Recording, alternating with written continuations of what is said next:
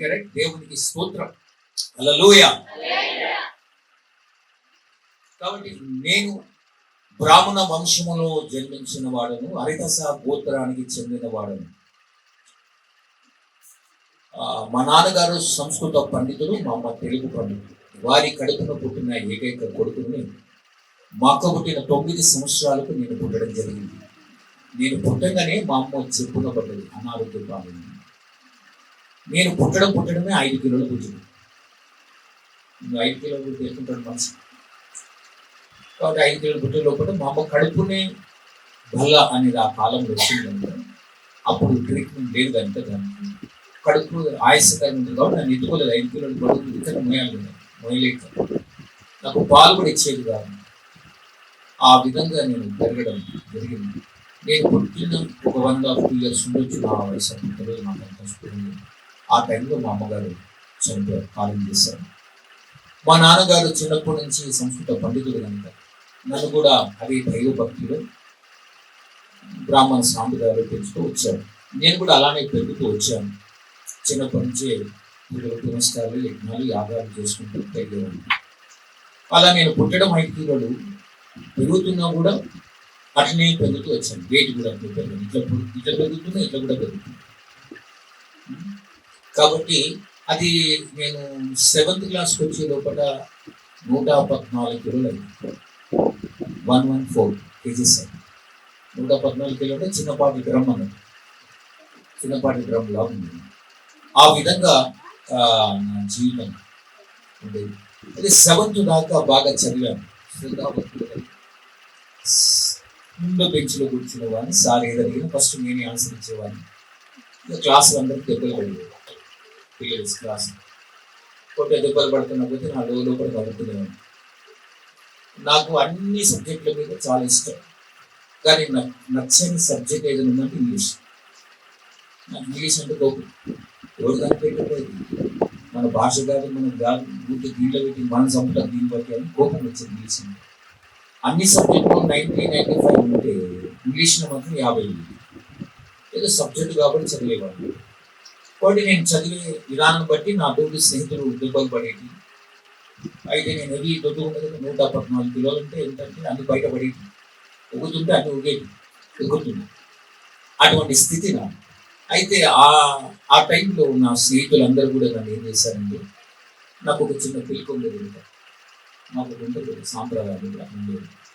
నేను ముందు దాని కూర్చొని ఆన్సర్ ఇచ్చేవాడిని కాబట్టి వీళ్ళకి దెబ్బలు పడేట్టుగా ఈ బాపురోడు ఎదురా అని చెప్పి ఊకే పిలికను బట్టి లాగేది. ఇంకా పిలిక లాగేది. సార్ లాగుతుంది సార్ అంటే వాళ్ళకి దెబ్బలు పడేది. అయినా వాడు మొరటు వాళ్ళు మొండోళ్ళు కాబట్టి వాళ్ళకి అదే పిలుక చూస్తుంటే నాకు కొద్ది కాలానికి ఏడిచి నాకు ఈ పిలుకొద్దు, నేను బోర్డు స్కూల్కి అని చెప్పి మా నాన్నతో మారం చేశాను. దానికి ఆ పిలుక తీయడానికి కూడా పెద్ద కథ జరగాలి వాళ్ళకి. జరిగి ఆఖరికి ఆ పిలుక తీపించేదాకా 3 రోజులు స్కూల్కి పోయి వేసుకుంటూ అది చేసి ఇప్పుడు పిలుకలేదు. వాడు ఇప్పుడు ఏం చేశారంటే, ఇక నేను అయినా కూడా వాళ్ళకి దెబ్బలు పడుతుంటే నేను ఆన్సర్ ఇచ్చి ప్రతి దాంట్లో క్లేవర్ స్టూడెంట్ కాబట్టి అడిగిన ఆన్సర్ ఇచ్చేలోపు వారు నన్ను తీసుకుపోయి లంచ్ బెల్ట్, ఇంటర్ బెల్ట్ తీసుకుపోయి నా పక్కన గుడ్డు చాలా తెల్లగా దొడ్డుగా పుట్టిన, ఇంటర్వ్యూ పుట్టిన 114 కిలోలు పెరిగింది. అన్ని పక్కల బెత్త ఉంటాయి కదా, పప్పు కూర నేను తినేది. నెయ్యి, పప్పు ఇవేనా. మీలా ముక్కలు తినే అలవాటు లేదు కాబట్టి ఇదంతా డ్రప్పులాగా ఉంటుంది టైం. బట్ మీ పిల్లలు ఎవరైనా పక్కకు ఉంటే మరొకటి, మీ పిల్లలు ఎవరైనా పక్కకు ఉంటే వాళ్ళు దొడ్డు చేయాలనుకుంటే ఒక ఉపాయం చెప్తారు. ఆ ఉపాయం మీరు పాటిస్తే మీ పిల్లలు చాలా దొడ్డుగా అవుతారు. ఏంటి అంటే ఉడుకుడు కన్నంలో ఒక కుండ పెరుగు వేసి, కుండ పెరుగు ఒక కోపం వేసి, ఆ కోపంలో సగం నెయ్యి వేసి, నలుగురు ఉప్పు వేసి, కొద్ది చక్కెర వేసి కలిపి పిల్లలకు పెట్టండి. ఉడుకుడు కన్నం, నెయ్యి, పెరుగు, నెయ్యి, చక్కెర, ఉప్పు కలిపి వాళ్ళకి కలిపి పెట్టండి. ఒక 2 నెలల లోపల డ్రమ్ లాగా అవుతారు. 2-3 నెలలు దొడ్డుగా అయిపోతుంది ఆటోమేటిక్గా. ఇక ఇట్లనే ఒకసారి ఉపాయం చెప్పిన ఒక 3 సంవత్సరాల తర్వాత నేను పోయిన మీటింగ్ ఆ ఊరికి పోతే ఆమె అంటుంది, అయ్యే మరి మీరు చెప్పిన ఉపాయం పాటించిన దొడ్డుగా అయినప్పుడు సన్నగ ఎట్లా చేయాలని. ఇక సన్నగ చేసే సంత నాకు తెలియదు.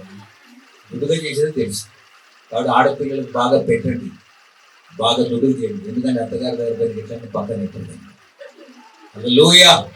వాడు బాగా తినండి, తినకుండా ఉండదు, బలహీనమవుతారు, ఇమ్యూనిటీ పవర్ రాదు, మనకి బాగా తినాలి. కాబట్టి ఆ విధంగా నేను పక్కలు గుద్దేవారు, ఇబ్బంది పెట్టేవారు.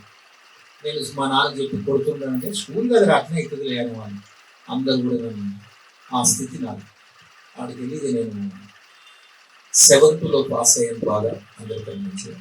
అప్పుడు మా ఫ్రెండ్స్ ఏమనుకున్నారు తెలియదు, కానీ ఒకరోజు నాకు బలవంతంగా సిగరెట్ తాగిపించాను. బయట స్కూల్ అయిపోయింది, గ్రౌండ్ ఉండదు ముందర, అక్కడ ఆడుకుంటే వాళ్ళు సరే బాబోరా ఈ తాగురా అని. నాకు అలవాటు లేదురా, తాగుతావా లేదా అని మళ్ళీ పక్కన గుంటారు, ఈ గుడ్డు కన్నా ఈ తాగులు బెటరా అనుకున్నాను. కాబట్టి సరేలే, ఎన్ని రోజుల నుంచి యాతను అనుభవిస్తున్నాం కాబట్టి టీచర్ చెప్పిన ఎవరు చెప్పిన వాళ్ళు ఇంటలేరు కాబట్టి సరే తాగుదామని వాడి ముట్టించాడు, వాడి పట్టుకున్నాడు. ఎంత తాగాలి ఎంత గుంజాలో నాకు తెలియదు. కాబట్టి వాడు ముట్టించి పెట్టగానే నేను బలంతో అంతా ముందేసాను. పొగ అంతా ఆ సగం సిగరెట్ కాలేదాకా తాగి లోపలికి పొగ వేయింది, తర్వాత దగ్గు వచ్చింది, తర్వాత చక్కెర వచ్చింది, తర్వాత పడిపోయింది. ఏమని తెలియదు. అక్కడికి వెళ్ళి నన్ను తీసుకువెళ్ళి 8th క్లాస్లో జరిగింది కదా, 8th క్లాస్ తీసుకుపోయి నా ఇంట్లో పండు పెట్టారు. అక్కడికి వెళ్ళి నా లైఫ్ స్పాయిల్ ఏంటంటే నేను తాగింది సిగరెట్ కాదు, డ్రగ్స్ అని నాకు గంజాయి తాగించారు. ఆ విధంగా నా జీవితాన్ని నాశనం చేస్తూ వచ్చాను. అది కదిలేకర బాబు.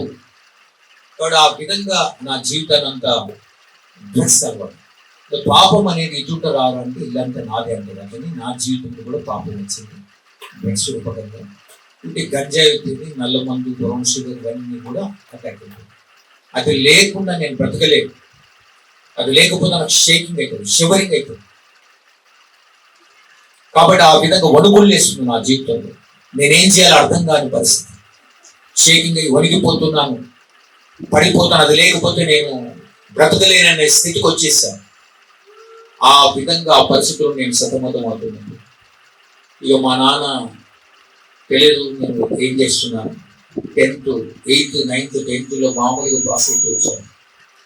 10th మామూలుగా బార్డర్లో పాస్ అయ్యాను, ఇంటర్లో బార్డర్లో పాస్ అయ్యాను. డిగ్రీ సెకండ్ ఇయర్కి వచ్చిన పట్ట పగ్గాలు లేకుండా నాకు అది లేకుండా నేను బ్రతకలేను. నేను షివరింగ్ అవుతుంది, చెప్తుంది, మైండ్ కార్ పనిచేయదు. ఆ విధంగా నా స్థితి చాలా భయంకరమైన దీన స్థితికి పోయాను. అటువంటి స్థితిలో ఉన్న నా స్థితిని చాలా భయంకరంగా తయారైపోయింది. మా నాన్నగారు ఎట్లా బాగైతోరా తెలిసింది. మా నాన్నగారు ఏందిరా నువ్వు చచ్చి మేము బతుకుంటే బాగుంది కదరా వ్యర్థుడా, ఇలా చేస్తావు అని చెప్పి మా నాన్న బాధ అనిపించేది. మా నాన్నకి పంచ ప్రాణాలు, చిన్నప్పటి నుంచి కన్నీ పెంచి పెద్ద చేస్తాడు, మరొక పెళ్లి చేసుకోకుండా. కాబట్టి ఇప్పుడు ఆయన అంటే పంచ ప్రాణాలు కాబట్టి మా నాన్న కాళ్ళ మీద పడి ఏడుస్తున్న, నాన్న నన్ను క్షమించండి, నేను మానాలనుకుంటున్నాను కానీ మానలేకపోతున్నాను. ఇది లేకుండా నా మైండ్ పనిచేయదు, నా చేతులు కాళ్ళు వణిగిపోతాయి, షివరింగ్ అవుతుంది. దాహం అయితే నీళ్ళు ఎలా తాగాలి తాగాలని నేను రాస్తున్నాను. మా నాన్న పాపం నేను ఏడిస్తే నేను చెప్పే మాట విని బాధపడి, అయ్యో నా కొడుకు ఇంత బాధపడుతున్నాడు అని చెప్పి సరే నేను తీసుకుపోయి బాగు చేయాలనుకున్నాడు.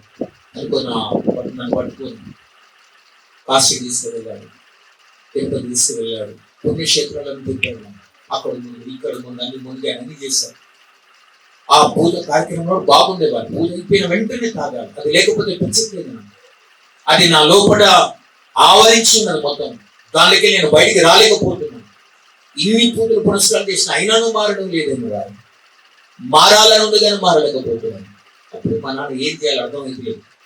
ఎవరో చెప్పారు, అయ్యా ఏరియా మారితే, బస్తీ మారితే నీ కొడుకు మారుతారని చెప్పారు. సరే అక్కడికి వెళ్ళి ఇంకో బస్తీలో పెట్టాడు. అక్కడికి వెళ్ళినా కూడా తాగుపోతు ఊరంతా చుట్టాలన్నట్టుగా ఇక పాపం చేసుకోవడానికి అందరు ఎక్కడ పోయినా దోస్తులు కనబడతారండి. అట్లా నాకు కూడా తాగితూ డ్రగ్స్ తాగి కూడా తీసుకుంటే వాళ్ళతో కలిసి సహవాసం చేసేవారు, అక్కడ తాగేవారు. ఈ స్థితి నాది. అక్కడి నుంచి మా నాన్న ఇక్కడ పోయినా కూడా అక్కడ కూడా అట్నే ఉంటే ఎట్లా నువ్వు మారాలి, నేను కూడా మారాలనుకుంటున్నాను కానీ నేను మారలేకపోతున్నాను. అప్పుడు మా నాన్నగారు ఏం చేయాలి అర్థం కాని పరిస్థితిలో ఉన్నాడు. అప్పుడు మా నాన్నకు సలహా ఇచ్చి ఒక ఆయన, ఏదంటే పంతులు గారు నీ కొడుకు బాగా కావాలంటే కొంచెం తీసుకపోండి, వాడు బాగా అవుతుంది. ఎక్కడికంటే అక్కడికి తీసుకుపోమని. అయితే మా నాన్నగారు రాత్రి నన్ను పట్టుకొని కాళ్ళతో కట్టేసి దస్తి కబల్తో ఆయన చేయి నా చేయి కట్టేసి కాళ్ళకు కాడు కట్టేసి వెళ్ళిపోయాను. ఎందుకంటే నేను దొరకదు మా నాన్న ఎప్పుడు పోతాను, ఎప్పుడు వస్తాను, ఏ రాత్రి వస్తున్నా తెలియదు, ఎక్కడ పడిపోతున్నా తెలియదు. అప్పుడు ఎక్కడ చూసిన పంతులు గారిని కొడుకు అక్కడ పడిపోయినట్టే నా ఇచ్చేది పోతుంది కానీ చెడబుట్టిన వారు బ్రాహ్మణ వంశముల అని అన్నారు. ఆ విధంగా స్థితి అవుతుంది. ఆ టైంలో సరే తీసుకపోతే ఈ రాత్రి ఒక రోజు ఉండరు, పొద్దుగాల బాగైతే ఉంటారు. సరే బాగైతే కదా, నేను కూడా మారాలనుకుంటున్నాను కాబట్టి తెల్లారి స్నానం చేశాను, కాలం చేసి బట్టలు వేసుకొని తీసుకుని వెళ్ళి ఒక దగ్గరికి వెళ్ళాను. అది మదీనా, హైదరాబాద్ మదీనా దగ్గర ఒక కమాని లోపలికి వెళ్ళాలి. లోపలికి వెళ్ళిన తర్వాత ఆల్రెడీ చాలా మంది కూర్చొని ఉన్నారు అక్కడ లైన్. ఒక ఆయన ఎంటుకలను నిరవోసుకొని ఉన్నాడు, చాలా గడ్డం పెరిగినది, ఒళ్ళంతా పసుపు పెట్టుకున్నాడు, రక్త బొట్టు పెట్టుకున్నాడు. ఒక గోసుకుంటే తప్ప ఏం లేదు అతనికి. వాడు అక్కడ నిలబడ్డాడు. వాడు మా నాన్నని చూసినట్టు ఎవరు చెప్పారు, ఇట్లా పంతులు వాళ్ళ కొడుకుని తీసుకొస్తున్నాడు, చాలా బాగు చేయడానికి. వాడు సరే అన్నాడు. నేను అక్కడ తీసుకోకూడదు, మా నాన్న తీసుకోకపోతే వాడు ఆల్రెడీ గిరాకున్నది కానీ వాళ్ళకి ఎవరు చూస్తలేడు. నేను పోయిన 8:30 9 ఆ టైంలో పోగానే మా నాన్నగారు చూసి, మంత్రులు గారు మీరేనా అంటే అవునండి, నమస్కారం అని చెప్పి మా నాన్న కాలు మొక్కడికి వచ్చాడు. వాడు అప్రాచుడు నన్ను ముట్ట దూరం జరగని మా నాన్నగారు దూరం జరగదు. అయితే ప్రేరణా అని కొడుకు అంటావు, ఏం కాదు పంతులు బాగేదని చెప్పి అక్కడ మా నాన్న కుడి చేసి కూర్చోబెట్టాడు. అక్కడ ఒక పీట, ఇక్కడ ఒక పీట ఉంది, మధ్యలో పసుపు కుంకుమ జీలికి నిమ్మకాయలు కట్టి ఇవన్నీ ఉన్నాయి. తర్వాత యాప కొమ్మలు ఉన్నాయి, కాబట్టి అక్కడ పీట ఉంది, నన్ను ఇక్కడ ఒక పీట ఉంది, ఇక్కడ కూర్చోమన్నాడు. మా నాన్నగారు అక్కడ కూర్చోబెట్టాడు. అందరూ చూస్తున్నారు, ప్రజలు మా దగ్గరికి వచ్చి చూపు పట్టుకోవడానికి వచ్చినారు. కూర్చున్నాక షేకి పన్నాడు. అలాగే నేను మా నాన్న దగ్గర తిరిగినా తిరిగితే వాడు ఏం చెప్తాను చేయడం, ఈరోజు బాగైపోయింది. సరే షేక్ ఇప్పాను, ఇంకేమి ఇప్పమని లేదు కాబట్టి కూర్చున్న తర్వాత వాడు ఏదో మంత్రం చదివాడు. పసుపు కుంకుమ నా ముఖం మీద చల్లాడు, ఇలా నెత్తిని చల్లాడు, అంత పట్టదు కూర్చున్నాడు. అప్పుడు మా వాడు ఎప్పుడు నీ పేరేందని అన్నాడు. అంటే నేను పేరు చెప్పురా, మా నాన్నకే తెలియదు, చెప్పాను కొడగండ్ల బాటసారథి చార్యుడు అని అన్నాడు. అందుకని మా వాడు మా నాన్నకి తిరిగాడు. మా నాన్న ఇట్లా అన్నాడు అనగానే సరే అప్పుడు మళ్ళీ వచ్చింది, నిమ్మకాయలు తీసిండు, నా నెత్తి మీద కోసిండు, భుజాల మీద కోసిండు, మళ్ళీ పశువులు చల్లిండు, మంత్రం చల్లి చుట్టూ తిరిగి ఎప్పుడు నీ పేరు అంటాడు. మళ్ళీ మన ఏంటి చెప్పండి, కొత్త పేరు పెట్టాను, అది పేరు కదా నాకు అని అని ఇక కొడకండి చేసిన, చార్యుడు చేసిన పార్పసార్ షార్ట్ అనగానే వాడు యాప కొమ్మలతో ఈ పంట వరకు వచ్చేది. షెట్ లేదు నాకు, భయంకరం మండుతుంది. మా నాయన బాగా వాడు మళ్ళీ ఏదో మనం చదివి మళ్ళీ నిమ్మకాయతో పోసిన పూజాల మీద చుట్టూ చల్లింది, మళ్ళీ పసుపు చల్లింది. మరి ఇప్పుడు నీ పేరు అన్నట్టు వచ్చింది, ఊరికే పేరు ఆడుతుంది అని నేను తెలియ లోపల వాడు కొడగండ్ల పార్థసారథి చార్యుడు చేసిన ఏ పాఠశాల అని చెప్పింది. ఇప్పుడు ఉప్పి పాఠశాల అనుకోకుండా మండుతున్నది నాకు ఈ పంట, ఉప్పి పాఠశాల మళ్ళీ యాపకుండా ఈ పంట వారికి వచ్చేసి నాకు మండుతుంది. దరిద్రుడు ఊరికే పేరు ఆడుతుంది, వచ్చుకోవచ్చు, ఏం వచ్చుకోవాలి. ఇంకా మళ్ళీ ఏదో చేసింది, మళ్ళీ ఇప్పుడు నీ పేరు అని అంటాడు. పేరు ఆడుతుంది కానీ కోపం వచ్చి వాడు యాపకుండా కొడుతున్నాడు, రెడీగా ఉన్నాడు కొట్టింది. కొట్టంగానే నా కోపం వచ్చింది, నువ్వు పరిపత్రంలో చెప్తాను, అదే యాపకం నీ పడవ వాని కొడతాడు, నన్ను వాని గుంజి పెద్ద పంచాయతీ. అప్పుడు అన్నారు పంతులు గారు, పెద్ద దయ్యం విని దగ్గర తీసుకొని నాతో కాదని చెప్పారు. అప్పుడు మా నాన్న తీసి టవల్ తోడుచుకున్నాను. నీకు కాదు దయ్యం పట్టింది, వానికే పట్టింది దయ్యం. వాడు దయ్యం పట్టినట్టున్నాడు, వాడు ఊరికే పేరు అడుగుతాడు, ఎందుకంటే బాగు చేస్తాను అని చెప్పి మా నాన్న అన్నాడు. తీసుకొని వెళ్ళిపోతున్నాడు. ఆ రోజు మా నాన్నగారి చేతుల మెల్ల కొద్ది మాట్లాడుకుంటూ పోతున్నాడు. తుడుచుకున్న తర్వాత మా నాన్న కనబడకుండా వెళ్ళిపోయాడు, తప్పించుకున్నాను. మళ్ళీ మా నాన్న కనబడలేదు. 3-4 రోజులు అలా దొరకదు. అది తాగాలి, కుట్టి లేస్తుంది నాకు తాగాలి. కంచి వెళ్ళిపోయాను, తాగాను, కొన్ని పడిపోయాను, జరిగింది బస్ స్టాండ్ కింద పడిపోయాను. భయంకరమైన పరిస్థితి నాకు. ఎక్కడ పడిపోతాను, ఎక్కడ తాగిపంటాను, ఎవరు నన్ను కోసినా నాకేం కాదు, నేను ఎవరిని కోసినేం కాదు, అంత భయంకరమైన పరిస్థితి. డ్రగ్ ఎటువంటిదంటే మనిషిని పిచ్చోని చేస్తుంది, నన్ను పిచ్చోని చేసింది. మంచి చదువుకునే క్లేవర్ స్టూడెంట్ ఉన్నా నేను, బ్రాహ్మణ వంశంలో జన్మించిన నేను, శ్రీ వైష్ణవులో పెరిగిన నేను, ఎటువంటి పరిస్థితి ఎదురైందంటే అది లేకుండా బతకలేని కాడికి వచ్చాను. ఏ తల్లిదండ్రికి బాధ రావట్లేదు మనస్సులో, అది ఆ ఊపిలో పడ్డమా ఎవరు పైకి రాకుండా ఆ స్థితిలో నా స్థితిని బాగు చేసేవాడు ఎవరు లేరు. మా నాన్నకి లాభం లేదని తప్పించుకొని వెళ్ళిపోయాను. నేను ఒక రోజు పిల్లలు ఇలా వస్తున్నా, నా చిన్ననాటి స్నేహితుడు నాతో క్లాస్ 6th క్లాస్ దాకా చదివిన, అంటే నాకన్నా చిన్నోడు, అదే స్కూల్ జరుగుతాడు, అతను చూసి వచ్చింది. అది నువ్వు బాధసరదు కదా అని. అవును నువ్వు అని అడుగుతున్నాను. నువ్వు గుర్తుపట్టలేదురా, నేను రా ప్రభు అని అన్నాడు. నీ ఒకటే స్కూల్లో చదివాను కదా మనం.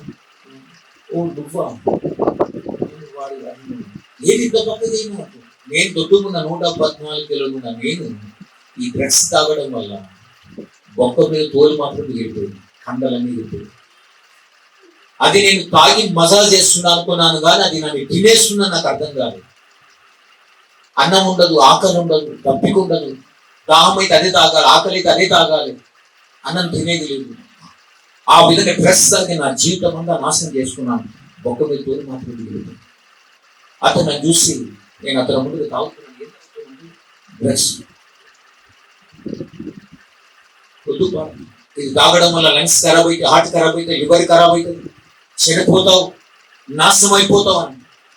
నేను ఆల్రెడీ నాశనం అయిపోయాను, అన్ని ఖరాబ్ అయిపోయింది, ఇప్పుడు ఏం చేయలేదు. వద్దు పాడుతున్నా, రోజు వాడదు, ఎప్పుడు కలిసినప్పుడు వద్దు పాడుతున్న మాట నువ్వు కూడా తాగంటున్నాను. లేదు, తాగడం వల్ల లంగ్స్, లివర్, హార్ట్ అన్ని ఖరాబ్ అయితే నాకు తెలుసు, నేను ఏం చేయలేదు. దానికి నేను మానలేని పరిస్థితి, ఆ స్థితిలో ఉన్నాను. వాడికి 6 రోజులు ప్రతిరోజు కలిసినప్పుడు అదే తొగని నేను వెళ్ళాలి కాబట్టి అతను నాకు కలిసి నాకు చెప్తున్నాడు, నా మాట మీద పాడు అని చెప్పి. నిన్న మా నాన్న చెప్పి వదిలేసినాడు. ఇప్పుడు మా నాన్ననే పట్టించుకుంటాడు, నువ్వేం చేస్తావు ఉగాది చెప్పి. అయితే అప్పుడు వాడు ఒక మాట అన్నాడు, మనుషులందరూ తన ఇష్టానుసారంగా జీవించి ఇలా చేస్తున్నారు, నువ్వు తాగడం వల్ల ఈ లంగ్స్, లివర్, ఇష్టానుసారం తాగడం లంగ్స్, లివర్, హార్ట్ అన్ని ఖరాబ్ అయి చనిపోయి నరకములో పడతావు. పాడతాను. నరకమా? అవును, నరకంలో పోతావు. నరకం యమగుండం వీళ్ళ పోతావు, నరకం పోతావు అంటే నేను నరకం నేనేది పోతాను అంటే లేదు పాడు, నువ్వు తప్పు చేస్తున్నావు, నీ దేహాన్ని, నీ ఆత్మను చంపుకుంటున్నావు కాబట్టి నువ్వు నరకానికి వెళ్తావు అంటే అప్పుడు నేను అతనితో అంటున్నాను, నేనేం తప్పు చేశాను? పొడిచాను, కొట్టాను, ఏం చేశాను? నా ఇష్టానుసారం తాగుతున్నాను. వద్దు పాడు, నా మాట చనిపోతున్న నరకానికి వెళ్తాను. అరే పో, నువ్వేం మాట్లాడుతున్నావు? నేను శ్రీ వైష్ణవ వంశంలో జన్మించిన వాడను, అర్ధసా గోత్రానికి చెందిన వాడను, చిన్నప్పటి జంజోపదేశం, యజ్ఞోపదేశం చేసిన వాడిని నేను బ్రాహ్మణ వంశంలో జన్మించిన. ఒకవేళ నేను చనిపోయిన అన్నట్లు నేను చనిపోయి నరకానికి పోతే, నరకంలో నేను పోను, నరకంలో పోతే అక్కడ యమధర్మరాజు ఉంటాడు. నన్ను చూసిన వెంటనే లేచి, నమస్కారం పంతులు గారు, మీరెందుకు వచ్చారు? స్వర్గలోకానికి వెళ్ళిన దారి చూపడతారా? అతనితో నేను అంటున్నాను, నన్ను ఎవరికి చేయకూడదు అంటే నేను బ్రాహ్మణం ఏది పాపం చేసిన ప్రతి వాడు నరకానికే పాపం. ఆ స్థితిలో అతను చెప్తే నేను పట్టించుకోలేదు, సరలేదు, నేను వెళ్ళిపోతే నీకేది అవ్వుకోరాదని చెప్పి వెళ్ళిపోయాను. పిల్లలు వచ్చి నేను వెళ్ళిపోయాను, పిల్లలు నేను కలిసి మళ్ళీ కలిసింది, నా మాట వెళ్ళిపో, అది నీకు వద్దు, నాకు అవసరం, నేను చనిపోతే నీకేం బాధ అవుతుంది? లేదు పాడుతుంది, నీకోసం నేను దేవుడు ప్రార్థన చేస్తాను. యేసయ్య నన్ను రక్షించాడు. యేసయ్య మనుషులందరూ పాపం చేసి ఇష్టానుసారంగా నరకానికి వెళ్తారని దేవదేవుడు ఈ లోకానికి వచ్చాడు, మానవుల కోసం రక్తం కార్చాడు, ప్రాణం పెట్టాడు, మరణించి 3వ దినం తిరిగి లేచాడు. ఆయన లేచిన దేవుడు, ఆయన నిన్ను బాగు చేయగల సమర్థుడు నా యేసయ్య అని చెప్పాడు. హల్లెలూయా. అప్పుడు నేను ఆ మాటను యేసయ్య అనగానే కోపం వచ్చింది. ఎందుకంటే మా నాన్న చిన్నప్పుడు ఇప్పుడు ఎవరి స్నేహం బట్టి ఈ లోకంలో కానీ 3 స్నేహం పట్టుతారంట. ఒకటి ముస్లింల స్నేహం పట్టకపోవాలి, కూర్చుంటలు ఇస్తాళ్ళు అంటారు, అది మన దేవుడు కాదు, మన దేశ దేవుడు కాదు. అట్లనే క్రైస్తవుల స్నేహం పట్టారు, ఆ క్రైస్తవులు కూర్చుంటలు వేస్తే యేసు అంటారు. యేసు మన దేవుడు కాదు, మన మతం దేవుడు కాదు, మన జాతి దేవుడు కాదు అని. అటువంటి స్నేహితులు నాకు లేదు. హైదరాబాద్లో పుట్టాను, హైదరాబాద్లో పెరిగాను, ఇక్కడ నేను చదువుకున్నాను కనుక నేను ఉర్దూ, హిందీ అని మాట్లాడగలను. కాబట్టి క్రైస్తవులు అంటారు. ఏది పాడుతుంది, నేను కూడా మీలాగా ఇష్టానుసారంగా బతికాను. యేసయ్య నా జీవితాన్ని మార్చాడు, నిన్ను ప్రేమిస్తున్నాడు, నీ జీవితాన్ని మార్చడానికి సమర్థుడు అని. నాకు యేసు వద్దురా, ఈ కులం తక్కువ దేవుడు, మాలుగా మలవ దేవుడు నాకు వద్దు, నాకు అవసరం లేదు, నాకెందుకు యేసు నా చెప్పొకసారి చెప్పి వెళ్ళిపోయాడు. తెల్లారి కలిసి మరలా నా కోసం అది చెప్తున్నాను, నా మాట విను పాడు, చనిపోతే నరకపోతావు, కాలుతావు. కాలితే కాలం నీకేమైతుంది బాధ? నువ్వు చెప్పకండి. యేసయ్య నిన్ను ప్రేమిస్తున్నాడు, దేవుడు నిన్ను ప్రేమిస్తున్నాడు, నిన్ను రక్షించడానికి సమర్థుడు యేసయ్య. ఒకసారి యేసు ప్రభుని అవకాశం ఆయన జీవితాన్ని మార్చగలడు. ఏపో నాకు వద్దురంటే కులం తక్కువ దేవుని గురించి ఉపయోగిస్తాను, నడువిడిగాయి. ఫ్రెండ్షిప్ గా ఉంటే ముందు ఇంకోసారి చెప్పక యేసు గురించి తెలివని ద్వేషం, నికారణమైన ద్వేషం, నిర్వేహేతుకముగా నన్ను ద్వేషించేవారు అనేకులు కలరని దావీదు భక్తుడు అన్నట్లుగా ఏ కారణము లేకుండా దేవుడిని ద్వేషిస్తున్నాను. ఎందుకు? మా నాన్న చెప్పింది ఒకటే కారణం. అతను నన్ను ద్వేషి వద్దని వెళ్ళిపోయాను. వాడు మరలో వచ్చి నా మాట వినపాటు దేవుడు నేను ప్రేమిస్తున్నాడు అని కోపం వచ్చి ఉంటే దేవుడు ప్రేమిస్తున్నాడు కదా. నాకు వద్దని చెప్పిన కదా యేసు దేవుడు అని ఒక్క దెబ్బ కొట్టింది. ఇక్కడ చిన్న పలిగింది, రక్తం కాదు. బాధ అనిపించింది, అయ్యో నా ఫ్రెండ్ని కొట్టాను కదా, కానీ తప్పదు ఇంకొట్టి వెళ్ళిపోయాను. తెల్లారి చిన్న అది వేసుకొని క్లాస్ వేసుకొని వచ్చి మళ్ళీ వచ్చి వాటితో దేవుడు నేను ప్రేమిస్తున్నాను, నేను రక్షించగలను అని చెప్పాను.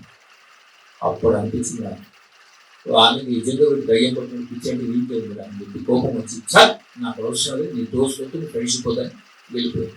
ఇంకోసారి కనబడదు, అవసరం లేదు, ఇంకోసారి నాతో మాట్లాడకు, నేను చూడాను, నాతో కలగను. అప్పుడు అతను ఒక మాట అడిగాను, వారితో నీవున్న పరిస్థితులకు వెళ్ళి నేను రక్షించడానికి సమర్థుడు యేసు దేవుడు తప్ప ఇంకెవరు నేను రక్షించే జాలరని చెప్పేశారు. హల్లెలూయా.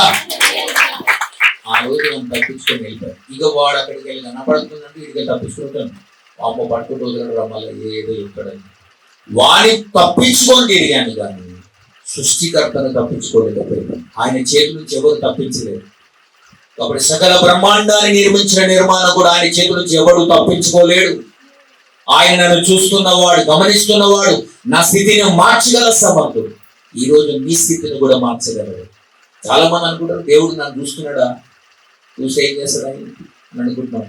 ఒక రోజు లెక్క ఉంది ఆయన దగ్గర. దేవునికి స్తోత్రం, హల్లెలూయా. చూస్తున్నాడమ్మా యేసు, చూస్తున్నాడమ్మా, నీవు చేసే పనులన్నీ చూస్తున్నాడమ్మా, చూస్తున్నాడయ్యా యేసు, చూస్తున్నాడయ్యా, నీవు చేసే పనులన్నీ చూస్తున్నాడయ్యా, అడుగుతాడయ్యా లెక్క అడుగుతాడయ్యా,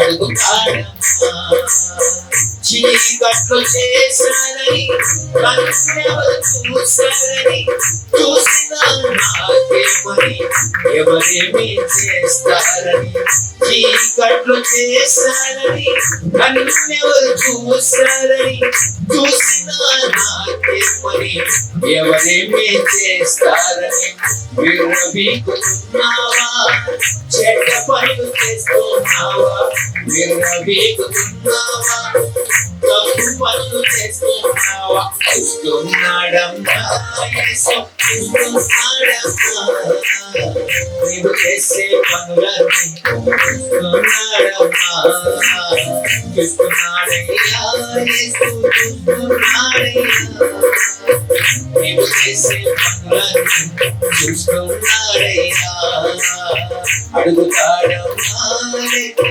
అడుగుతాడమ్మా,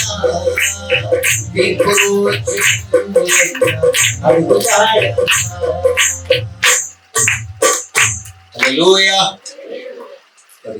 దేవుడు చూస్తున్నాడు, చూడలేదు అనుకుంటాను చాలా మంది. నా స్నేహితుని తప్పించుకోనగలను, దేవుని తప్పించుకోలేకపోయినా ఆయన నన్ను చూశాడు. ఆ రోజు అతన్ని తప్పించుకున్న స్నేహితుడి నుంచి 10 రోజులు, కానీ 10 రోజుల్లో నా యేసయ్య దొరికిపోయింది. ఒక స్నేహితుని, మా స్నేహితుని అన్న వాళ్ళ పెళ్ళైతుంది మషీరాబాద్లో. అది వెళ్ళామందరం నా ఫ్రెండ్స్. ఆ రోజు నేను ఫుల్గా తాగాను. అంటే తాగడం అంటే విస్కీ బ్రాండ్ కాదు, అది కాకుండా నిషా ఇక్కడ అది నీళ్ళు తాగినట్టు ఉంటుంది. నేను తాగే డ్రగ్స్ కానీ తాగి ఇక ఊరితే ఆ వాసనకు, ఆ పొగ వాసనకి కనీసం ఒక 6-7 గంటల దాకా లేవరు. అంత పొగ. అది బెంగళూరులో, కలకత్తాలో, బొంబాయిలో, హైదరాబాద్లో దొరుకుతుంది. అది హైదరాబాద్ ఒకే దగ్గర దొరుకుతుంది. ఆ అడ్డాలన్నీ నాకు తెలుసు. ఇప్పుడు అడ్డా చెప్తలేను కానీ చెప్తున్నారు. ఇప్పుడు ఉండే కప్పుడు ఇప్పుడు తెలియదు నాకు తెలియదు. అట్లా తిరిగాను. అంటే చిన్న వయసులో కలకత్తాకి తిరిగాను, బెంగళూరుకి వెళ్ళాను, బొంబాయి వెళ్ళాను, ఇవన్నీ తిరిగాను. ఎందుకు? డ్రగ్స్ అంత భయంకరమైనది. కాబట్టి ప్రభునందు ప్రియారు నా జీవితం అంతా అట్లా నాశనం అయింది. కానీ 10 రోజుల తర్వాత ఆ ఫ్రెండ్ అన్న వాళ్ళ పెళ్లి ఇందులో ఆ రోజు నాకు కాలు షేక్ అవుతున్నాను, కాలు చేతున్నది, తల తిరుగుతున్నది, చక్కెర వస్తున్నది. ఒకటి ఇద్దరుగా ముగ్గురుగా కనబడుతున్నారు, ఉల్టా కనబడుతున్నారు అందరు. అంటే నేను తప్పు ఇంకా కనబడుతున్నా, నాకేముందని చెప్పేసి ఐస్ వాటర్ కొట్టుకున్నాను. ఐస్ వాటర్ కొట్టు చూసినా అట్లనే కనబడుతుంది. అంటే వెంటనే నా పక్కన నా స్నేహితుడు సుధీర్, వాడు నా అసిస్టెంట్, వాడు కలుపుతుంది, ఇద్దరు కలిసి తాగుతారు. అదే అసిస్టెంట్ తాగుబోతులు కూడా అసిస్టెంట్ ఉంది. కాబట్టి వాడిని రే సుధీర్ అన్నాను, అన్నా దగ్గర హైట్ లేదు నన్ను తీసుకోపోయి చక్కెర వస్తుంది అంటే, అన్నప్పుడు మన డాన్స్ ఆడాలనే ఇక్కడ అంటే, డాన్స్ కాదు చచ్చిపోయేటట్టు లేదు, దయచేసి తీసుకోపోవాలి. ఇంకా సైకిల్ మీద ముందర పెట్టుకుని తీసుకుని వెళ్ళిపోయి చాలా పాకిస్తాన్ మధ్యలో దాయర్ మార్కెట్ వచ్చిన మార్కెట్ నేను సోలిపోతున్నా. అన్న సోలకన్నా వాడు కొట్టుకుంటాడు కదా, సోలకన్నా పడిపోతామని అంటే లేదు అయితే లేదని చెప్పి కింద రోడ్డు మీద ఆగితే రోడ్డు మీద పడుతున్నా. రోడా నా పడుకోకన్నా నాకు అయితే లేదు రా. వెంటనే తీసుకొని వెళ్ళిపోయాడు. మా ఇల్లు ఇంకా దూరం ఉంది. అయితే ఎవరైతే నాకు సువార్త అయిపోయిందో ఆ ఇంటికి తీసుకెళ్ళి అమ్మాయి హల్లెలూయా. అతనికి కూడా తెలుసు ఆ సుధీర్ అంటే కూడా నా ఫ్రెండ్ తెలుసు. ఆ ఇంటికి తీసుకుపోయి ఆడ పెట్టి 2 సార్లు వామిటింగ్ చేసుకున్నాను. ఎలకలు పడిపోయాను. ఎలకలు పడిపోయిన తర్వాత ఆ రోజు నా జీవితంలో జరిగిన సంఘటన 1987 జూన్ 10th 8th కరెక్ట్ లేదు. కాబట్టి ఆ టైంలో నేను పడిపోయాను. అక్కడి నుంచి నా ఆత్మ నాలోంచి పడింది. ఆత్మ ఒక బుడ్డిలా ఉంటుంది, దీపంలా ఉంటుంది, ఇక్కడ ఉంటుంది అక్కడ ఉంటుంది. అట్లా కాదండి, ఒక తలకాయ 2 చేతులు 2 కాళ్ళు ఎట్లుంది అట్లనే ఆత్మ అట్లనే ఉంటుంది. ఆత్మ దీపంలా ఉండేది కాదు. అది నాలో నుంచి నేను నా లోపల ఎవరో పిసికినట్టు అవుతున్నది. అతను అన్న పడతాను ఏందన్నా ఇట్లా అయిపోతున్నాను తెలియదురా అంటున్నా. వాడు మెల్లమెల్లగా నా నల్లగుడ్డ వెళ్ళిపోయి తెల్లగుడ్డ వచ్చేసింది. కాలు చుట్టూ సలబట్టి పరిస్థితి పడిపోతుంది. వాడు అన్నా అని పిలుస్తుంది. నాకు అయితే లేదు, నాకు వినపడుతుంది కానీ చాలా దూరం వినపడుతుంది. వెంటనే అలాగని నాలోంచి బయటకు వచ్చేసింది ఆత్మ. అన్న ఆ ఆత్మ వెళ్ళిపోయింది. ఆత్మ వెళ్ళిపోతుంది. ఈ ఆత్మను ఎవరు పట్టుకున్నారో అర్థమైతే, ఈ ఆత్మను 2 భుజాలు ఉన్నాయి, ఎవరో పట్టుకొని తీసుకుని వెళ్ళిపోతున్నారు. మేఘాలు దాటుకుని వెళ్ళిపోతుంది. ఇక్కడ శరీరం ఉన్నది. నా ఆత్మ పెంకుటిల్లు దాటి వెళ్ళిపో. ఆత్మకు ఏ గోడ మిద్దలు మేడలు లేవు, అన్ని దర్వాజా కుల్లా ఉంటుంది ఆత్మ. ఎవడు దాన్ని బంధించి లేడీ పడదా అక్కడ నేను తీసుకొని వెళ్ళిపోతుంది. ఎవరు పట్టుకుపోతున్నారో అర్థమైతే లేదు కానీ ఎవరు లాగి తీసుకొని వెళ్ళిపోతున్నారు. అలా చాలా పైన స్థలం తీసుకుపోయారు. అక్కడికి వెళ్ళి కిందికి తిప్పుతున్నారు. ఎక్కడ తీసుకువెళ్తున్నారు అర్థమైంది. కొద్దిసేపు తర్వాత కట్టిగా చీకటి, ఏమీ కనబడిన చీకటి. ఆ కటిగా చీకటి అయితే నాకు భయం పెట్టిన కళ్ళు మూసుకున్నా. కిందికి లోపలికి పోయినాక పెద్ద భూమి ఎంత పెద్ద ఉందో తెలియదు కానీ అంత పెద్ద అగ్ని సముద్రం, పెద్ద పెద్ద నాలుకల చేత విభాగించబడి అది మండుతుంది. పెద్ద పర్వతాలాగా మండుతున్నది. దాంట్లో అనేక దేశస్తులు, Russia, Negro, German, Japan, China, India ప్రతి వాడు కనబడుతున్నారు.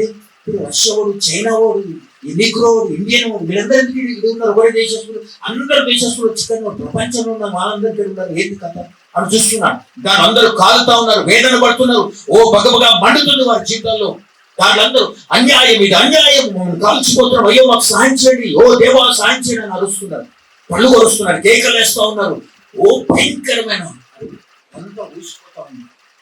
కండలు ఇవన్నీ ఊసిపోతే ఇవన్నీ పడిపోతా ఉంటే మళ్ళీ ముందుతారు, మళ్ళీ వేస్తారు. ఇదే పని యాతన. ఎన్ని సంవత్సరాల నుంచి యాతన తెలియదు కానీ యాత్ర అనుభవిస్తుంది.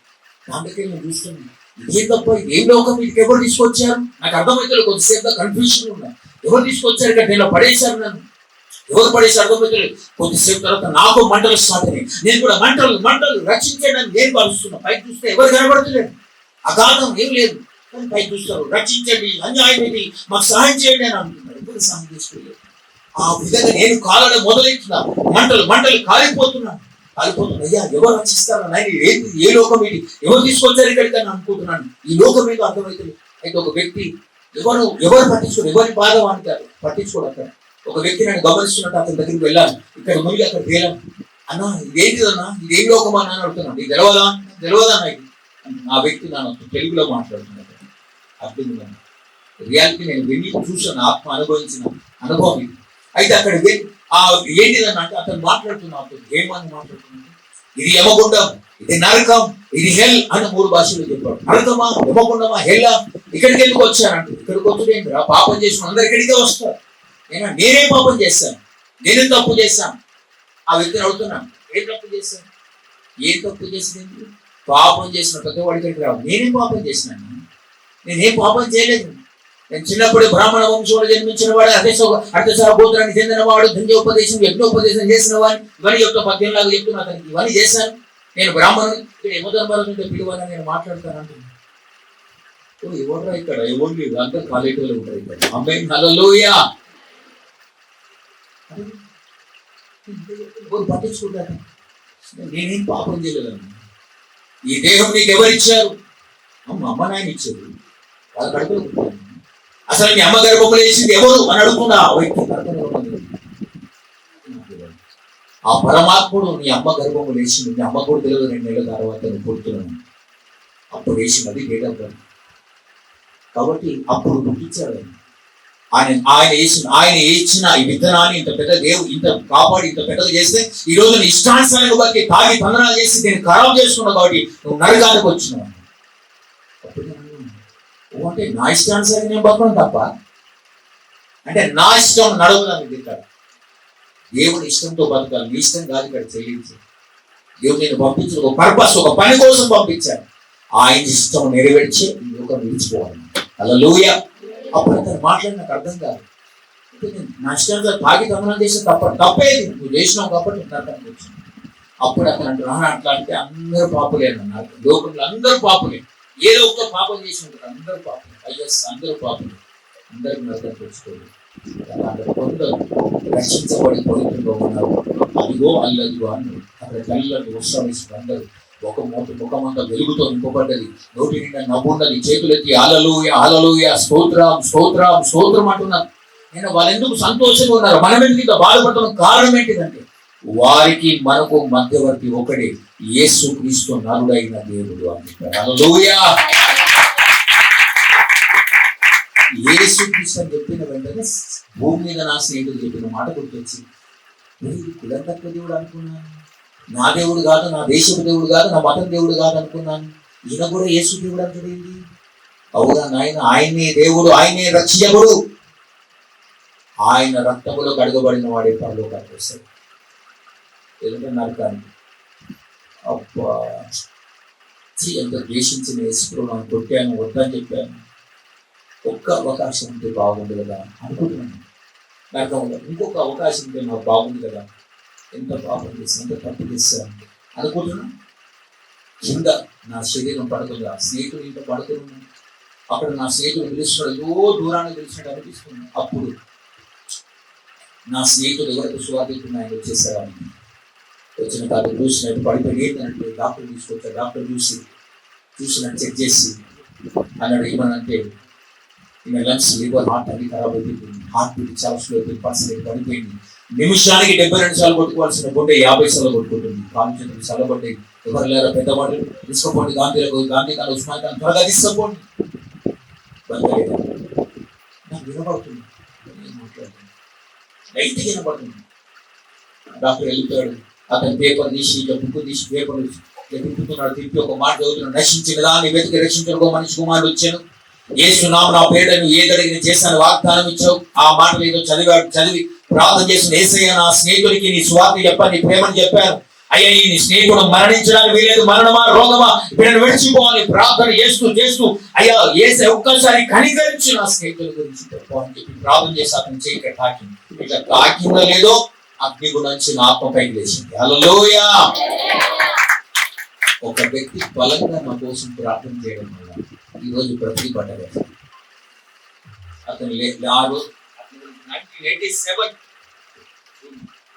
8, 9, 8, 10 ఈ 2 డేట్లు ఆ డేట్లో నేను లేచాను.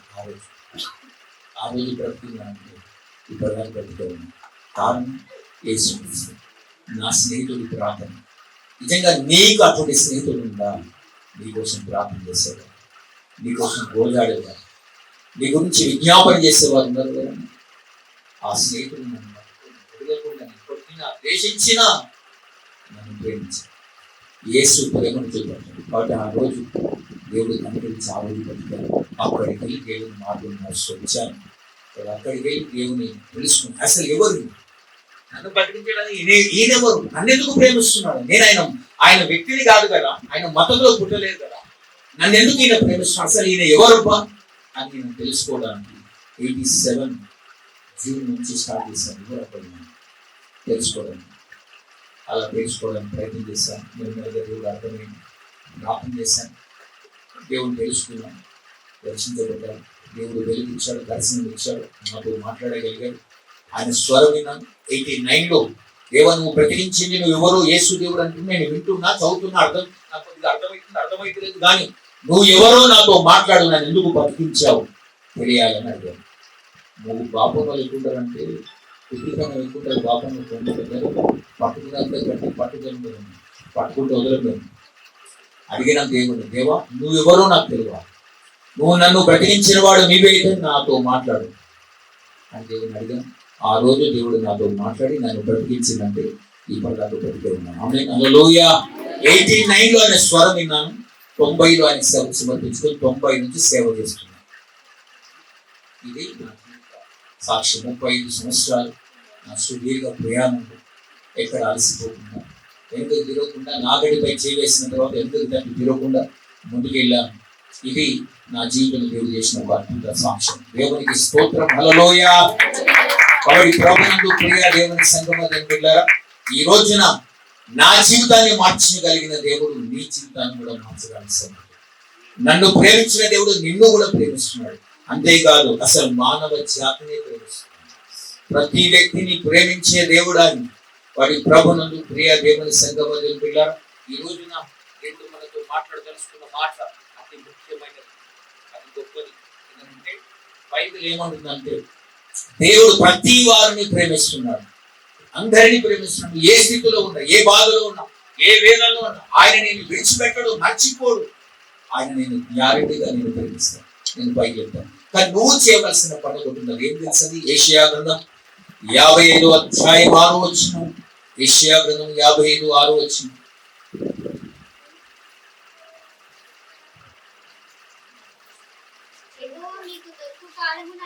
యెహోవా మీకు దొరుకు కాలమందు ఆయనను వెతుకుడి, ఆయన సమీపములో ఉండగా ఆయనను వేడుకుని. సరండి. యెహోవా మీకు దొరుకు కాలమున ఆయనను వెతుకుడి, ఆయన సమీపముగా ఉండగా వేడుకోండి. ఇప్పుడు ఏం చేయాలి? మనం వెతకాలే, వేడుకోవాలి. ఈ రెండు పని చేయాలి. మనం వెతకం వేడుకోండి. ఎక్కడ దొరుకుతాడు దేవుడు? గాల్లో దొరికేవాడు ఆయన, ఏడబడ్డాడు దొరికేవాడు. ఆయన ఆత్మ కనుక ఆత్మతో అడిగేవాడు కావాలి, ఆత్మతో వెతికేవాడు కావాలి. అయ్యా దేవుడు నాతో మాట్లాడు, నాతో కనబడు, నన్ను దర్శించు అంటే ప్రతి వారిని దర్శిస్తాడు ఆయన. ఎవరిని మర్చిపోడు, విడిచిపెట్టాడు ఆయన. ఎందుకంటే నేను పుట్టించింది నీతో మాట్లాడడానికి, ఆయన నిన్ను బాగు చేయడానికి. నన్ను ఎవరు పట్టించుకోవట్లేదు, నన్ను ఎవరు కేర్ చేస్తలేరు. నాకు తల్లిదండ్రులు లేరు, అన్నదమ్ములు లేరు, అక్కచెల్లి లేరు, స్నేహితులు, బంధువులు ఎవరు లేరు కదా. అయ్యో నాకు ఒంటలో నేను అనుకుంటున్నచ్చు. దాన్ని ఎవరు అయినా పర్లేదు, దేవుడు నేను ప్రేమిస్తున్నాడు. అయితే నీ పరిస్థితి ఎరిగిన దేవుడు నువ్వు వెతుకుమని అంటున్నాడు కదండి. వెతికితే దొరికే దేవుడు ఆయన. నువ్వు వెతుకుతలేవు కాబట్టి ఆయన దొరుకుతాడు. ఏదంటే నా రోగం పోతే చాలు, నా కష్టాలు పోతే చాలు, నా అప్పులు పోతే, ఇది వెతుకుతున్నావు. అది కాదు వెతుకాలి, నిత్య జీవం కోసం వెతకాలి. నువ్వు ఇచ్చే ఆశీర్వాదం ఏంటంటే పరలోకం, దానికోసం వెతకాలి. ఆయన ఇచ్చే బహుమానం కోసం వెతకాలి. ఆయన ఇచ్చే ఆదరణ ఆత్మ కోసం వెతకాలి. ఆయన ఇచ్చే అభిషేకం కోసం వెతకాలి. నువ్వు వెతుకురా అంటే నా ఉద్యోగం వస్తారా, నా పిల్లలకు మంచి పేర్లు అయితే సార్, మంచి సంబంధాలు వస్తే సార్, వెతుక. నా లైఫ్ సెటిల్ అయితే చాలు, ఒక ఇల్లు కొట్టే చాలు, ఒక వాహనం కొట్టే చాలు. ఇది మనం అనుకున్నంత కాలం నువ్వు దేవుని దొరకదు. దేవుడు దొరికితే అన్ని దొరికితే తెలుసా? దేవుడు దొరికితే అన్ని దొరికినట్లే. దేవుడిని వద్దనుకుని పోతున్నాం. దేవుడు ఇచ్చేటి అన్ని కావాలి, దేవుడు మాత్రం వెతుకోవాలి. మరి ఎలా చెప్తాడు దేవుడు?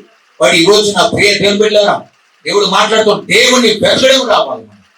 కాబట్టి ఆయన సమీపముగా ఉండగా వేడుకోవాలి. అయితే వెతుకుతున్నావా అసలు? అంటే దేవుడు బైబిల్ ఏమో 14వ కీర్తన 2వ వచనంలో ఒక మాట రాసింది. 14వ కీర్తన 2వ వచనం త్వరగా చదవాలి. చదవగలిగిన పిల్లలు ఏమనుషులు అందరూ కూడా 14వ కీర్తన 2వ వచనం. వివేకము కలిగి దేవుని వెతుకువారు కలరేమో అని యెహోవా ఆకాశం నుండి చూచి నరులను పరిశీలించి. వివేకము కలిగి ఎవడైనా దేవుని వెతుకుతున్నాడు, దేవుడు యెహోవా ఆకాశం నుంచి చూచి పరిశీలిస్తున్నాడు అంట. వెతికేటోడు దేవుడు వెతుకుతుండండి. ఆయన వెతుకుతున్నాడు కనబడుతుంది. ఆయనే వెతకడం మానలేడు, నువ్వు మాత్రం వెతకడం మాత్రం మానిపోయింది. నువ్వు దేవుని వెతుకుతలేవు. ఎందుకంటే దేవుడిచ్చే ఆశీర్వాదాలను కావాలి, కానీ దేవుడు మాత్రం ఎర్ర పాస్ అయితే చాలని ఎగ్జామ్ నువ్వు ఇంకా ఫస్ట్ నెంబర్ కూడా నువ్వు అన్ని ఏ కారణం ఉంటే చెడు దాకా ఎప్పుడు దాకా రావాలి. దేవుడు కావాలి అనుకున్నానికి అన్ని దొరుకుతుంది. ఆ రోజు యేసయ్యని నమ్మిన 89 సమర్పించుకున్నాను. నేను అడిగాను, నేను ఎవరిని దేహాన్ని అడిగాను, నాకు అది బుద్ధి లేదు. కాబట్టి నేను అడగను, మొహమాటం సిగ్గు నేను అడగను. కాబట్టి నేను ఎవరిని అడగను, నిన్ను అడుగుతా. ఎవడన్నా నన్ను కూడా అడుగుతాను. నేను నిన్ను అడుగుతాను, నన్ను కూడా అడుగుతాను. నువ్వు ఇంకెవరిని అడగాలి? నువ్వు అడగక మునిపే నీ అక్కర్లు ఎదిగిన దేవుడు. నేను నీ కష్టాలు ఎదుగుతున్నావు, నీ రోగం తెలుసు, నీ సమస్య తెలుసు. నువ్వు అడగక ముందు నేను ఇస్తాను. అట్లయితే నేను కూడా అడగను ప్రభు, నేను అడగను. ఆయన ఆ రోజు నుంచి ఇప్పటిదాకా నేను చెప్తున్నా, ఈ 35 సంవత్సరాల జీవితంలో దేవుడితో గడిపిన జీవితంలో ఒక్కసారి కూడా నాకు ఇది కావాలని అడగాలి. ఎందుకు అడగలేదు తెలుసాను? నీ తండ్రికి తెలుసు నీకు ఇది కావాలి, ఎప్పుడు ఇవ్వాలో, ఎంత ఇవ్వాలో, ఎక్కడ ఇవ్వాలి ఆయన తెలుసు ఖచ్చితంగా. కానీ మనం ఊరికి అడిగిందే అడుగుతాం. పాడిందే పాటరా పాస వల్ల పాసరా అన్నట్టు సామతండ్రులు ఊరికే దేవా పొద్దుగా భిక్ష అంటే ఈ అని బిజీపడడుతుంది. అట్లా ఉంటుంది కాక ఇంత పెద్ద చిత్ర రాస్తాయి. ఈ లిస్ట్ రాసి అడుగుతూనే ఉంటావు. ఫోన్ రోజు అదే అడుగుతుంది అంటే ఎప్పుడైనా ఆత్మని అడిగావా? నీ కృప అడిగావా? నీ అభిషేకం అడిగావా? నీ ఆత్మ ఫలాలు అడిగావా? ఆత్మ నింపుదలు అడిగావా? ఆయనను వెతుకుమని అంటుంది. ఆయన నువ్వే కావాలి, ఆయన ఇంకేమొద్దు మంచి. నేను ఆ పాట రాశాను. నేను సింగర్ను కాదు. గుర్రంగా రోగం అంట, పాడంగా రాగం అంట. హల్లెలూయా. ఒరితే రోగం వస్తుందమ్మా, ఒరకు. పురుషులకు చెప్తున్నా, ఒరకండి. ఒరితే రోగం. ముఖ్యంగా ఆడవాళ్ళు దాంట్లో బాగా ఒరటూరు ఉంటారు. గురిగెట్టుడు సరిగెట్టుడు పోదుగా లేచి గిన్నెలు ఎన్ని చుట్టలు పడతాయి తెలుసా? కోపంతో భర్తను ఏం లేదు, గుద్దుకుంటే తోముతారు. కాబట్టి ప్రభునందు పిల్లలు దేవుని వాక్యం ఒరకు నేను అడిగాను, దేవా నాకు ఈ లోకం ఏది వదులుతావు? నీవే చాలయ్యా, నీవు చాలయ్యా, నీ కోసం బ్రతుకంత బ్రతికేసానయ్యా. నీవే చాలయ్యా, నీవు చాలయ్యా, నీ కోసం బ్రతుకంత బ్రతికేసానయ్యా. నీ కోసం బ్రతుకంత బ్రతికేసానయ్యా. ముక్కలు కొడతారు. నేను ఎప్పుడు కానీ దోమారు తీర్మారు ఎంతగానో ఎప్పుడు ఆమేన్ హల్లెలూయా. దేవునికి స్తోత్రం. కాబట్టి దేవుడు నువ్వే కావాలని ఆ మాట రాశాడు. నువ్వే చాలా, ఇంకేమొద్దు నాకు, నువ్వే చాలని అడిగాడు. వాడు ఈ రోజున దేవుడు కావాలనుకున్నానికి అన్ని దొరుకుతాయి. ఆ రోజు దేవుని పట్టుకున్నా, ఈ రోజున నాకు ఏ కొలవలేదండి. కానీ కోట్ల ఆస్తి లేదు, లక్షల ఆస్తి లేదు, 10,000 కూడా నా బ్యాంకులో ఉండవు. దాని కోట్ల ధైర్యం మాత్రం ఉండదు. పైసకుడు కాదని ధైర్యం వచ్చేది, యేసు నీకుంటే వచ్చే ధైర్యం వేరు. ఇక బాగా డబ్బు ఆయనకేం సార్, డబ్బు కాదు, పెద్ద బిల్డింగ్, కార్లు, పైసలు మస్తు ఆయనకేం తొలవ అంటే చాలా మంది నాయన వాడికి ఏమి ఉన్నా వాడికి నిద్రపడుతుంది. మనకైతే ప్రశాంతంగా తన ప్రియులు నిద్రించి చూడగా యెహోవా వారికి ఇచ్చి. అంత ధైర్యం ఎప్పుడు వస్తుందండి? డబ్బును, బంగారం, ఆస్తి పాస్తులు వీటి గురించి కాదు మనం పోరాడేది. పరలోకం గురించి పోరాడు, దాన్ని సంపాదించుకోవాలి. సంఘం ఈ రోజున ఆ విధంగా తయారైంది. సంఘంలో ఎవరు బాగా బట్టలు వేసుకుంటారు, ఎవరు పట్టు చీరలు పెట్టుకుంటారు, ఎవరు బాగా కోట్లు వేసుకుంటారు, ఎవరు బాగా బంగారం ఇది చూస్తున్నారు, వాళ్ళు బాగా సంపాదించుకున్నారు. అది కాదండి. ఇది ఉంటే ఒక రోజు పోతే, వాళ్ళ ఇంట్లో పంటలు అన్నట్టు అని పోతే. దేవుని సంపాదించుకోవడానికి ఏది లేకుండా పర్లేదు, ఆనందం ఉంటుంది. బట్ నీ జీవితంలో ఆనందం ఎవరికి తెలుసు? దేవుడు తప్పించేది. ఎన్ని కలిగించుకున్నా అంటారు కదా, ఒక పెద్దలే అంటారు, అన్నమును కొనగలవు దాని ఆకలిని కొనగలవు, కడుపును కొనగలవు దాని నిద్రను పుస్తకాలు కొనగలవు కానీ జ్ఞానాన్ని ఏదో చెప్పుకోకపోతే మస్తు ఇట్లా అది ఏది కొన్నా ఆకలి పుట్టించేది ఆయనే కదా, నిద్రనిచ్చేది ఆయనే కదా. ఆ నిద్ర ఆకలి ఇచ్చేది ఆయన కృప. డాక్టర్ దగ్గర పోగానే ఫస్ట్ 4 తిరుగుతుంటాడు, ఆకలి అవుతుందా లేదా, నిద్ర పడుతుంది లేవంటే నువ్వు మనిషి ఏమున్నట్టు, రోగాలు ఉన్నట్టే ఖచ్చితంగా. కాబట్టి ప్రభునందు ప్రియ ధనపెళ్ళారా, యెహోవా తన యందు భయభక్తులు గల వారికి ప్రశాంతత కలిగించే దేవుడు, సమాధానం ఇచ్చే దేవుడు. ఏం లేకున్నా పర్లేదు, బంధు బలగం ఎవరు లేరు, కానీ దేవుడు ఉంటే కొన్ని కోట్ల మంది నీ పక్షంలో ఉన్నట్టు అనిపిస్తుంది. ఒంటలోనే ఉండొచ్చు, నేను నీ పక్షంలో ఉన్నవాడు లోకములో ఉన్న వానికన్నా గొప్పవాడు. ఆమేన్, హల్లెలూయా. వాడి ప్రభునందు ప్రియులారా, ఈ రోజున దేవుడు ఆయన వెతుకుడి అని అంటుంది. వాడు వెతకాలి, వెతుకుంటే ఆయన మనకు దొరుకుతాడు. కాబట్టి బైబిల్లో చాలా మంది వెతకడం మొదలు పెట్టారు దేవుడు తెలుసుకోవడానికి. కొంతమంది బంగారం కోసం వెతకారు, కొందరు సుఖాల కోసం వెతకారు, కొందరు డబ్బుల కోసం వెతకారు, కొందరు దేవుడే కావాలని వెతకారు. ఈ రోజున దేవుడు కావాలనుకున్నవానికి దొరుకుతుంది. కాబట్టి ఇది దొరికే కాలం, నువ్వు వెతికే కాలం. ఇప్పుడు నువ్వు వెతుకుతే దొరుకుతుంది, నువ్వు వెతకకపోతే దేవుడు దొరుకుతుంది. కాబట్టి ఈ రోజున ప్రియ దేవుని సంఘమా తెలుపులారా, దేవుడు అంటే నువ్వు ఏది వెతుకుతున్నావు. కాబట్టి బైబిల్ ఒక మాట రాయబడింది, ఏంటంటే తప్పిపోయిన గొర్రె అని ఉన్నది. లూకాసు సువార్తలో 15వ అధ్యాయంలో రాయబడింది ఆ మాట. తప్పిపోయిన గొర్రె ఉన్నది, ఆ గొర్రెను వెతకడానికి వెళ్ళాడంటే 99 గొర్రెలు విడిచి ఒక్క గొర్రెను వెతకడానికి వెళ్ళాడు. వెతికితే ఆ గొర్రె వెతకడానికి కాపరి వెళ్ళాడు, కానీ గొర్రె ఇప్పుడు సౌండ్ చేస్తేనే దొరుకుతుందా, లేకపోతే అది అట్లనే మౌనంగా ఉంటే దొరుకుతుంది? సౌండ్ చేయాలి కదా, అంటే కాపరి ఎక్కడున్నారా నాయన అని అరవాలి కదా. అట్లనే కాపరి కూడా సౌండ్ చేస్తుంది, ఆయన వెతుకుతున్నాడు, గొర్రె కూడా అరుస్తుంది. తప్పిపోయిన గొర్రెని దొరికిపెట్టి, ఎందుకు? అది అరవడం వల్ల, కేకలేయడం వల్ల. నీవు కూడా అంతే, నేను ఇక్కడ ఉన్నానయ్యా, నన్ను కాపాడి ఊపిరికెళ్ళి ఈ స్థితిలోకి నన్ను కాపాడు నువ్వు మొరపెడితే ఆ స్థితిలోకి వెళ్ళి నేను లేపేది. వెతుకుతున్న దేవుడు నేను పట్టి లేపి నిలబెట్టాలని ఆశపడ్డాడు. ఇంకెంతకాలం దేవుడు వెతకకుండా ఉంటావు? ఎంతకాలం దేవుడికి దూరం ఉండిపోతావు? తప్పిపోయిన గొర్రెలాగా నీ ఇష్టానుసారం బతుకుతావు. ఒక రోజున ఈ రోజున ఎవరు నేను ఎవరు నేను అడగకపోవచ్చు, కానీ ఒక ఆయన ఉండడం లెక్క అడిగేటాను. ఆయన నిన్ను అడుగుతాడు ఆ రోజున, ఇంతకాలం ఆయుష్ ఇచ్చాను, బతికించాను, 60 ఏళ్ళు 70 ఏళ్ళు, అధిక బరువు ఉంటే 80 ఏళ్ళు బతికావు, ఏం చేసావు బిడ్డ అని అడుగుతాడు. అప్పుడు ఏం చెప్తున్నాను సమాధానం? అయ్యే పనికిరానని వెతికినావు కానీ నన్ను వెతకలేదు కదా. ఎక్కువ రోజు కూడా నేను కావాలని కోరుకోలేదు కదా. అప్పుడు దేవుని వెతకడం నేర్చుకోవాలి. ఆమె 15వ అధ్యాయంలో 3 ఎగ్జాంపుల్స్ ఉన్నాయి. ఒకటి, గొర్రెను తప్పిపోయింది. ఒక ఆమె నాణ్యమే పోగొట్టుకున్నదంట, విలువైన నాణ్యం పోగొట్టుకున్నది. కాబట్టి ఆ నాణ్యం పోగొట్టుకోవడం వల్ల నాణ్యం వెతకడం మొదలు పెట్టింది.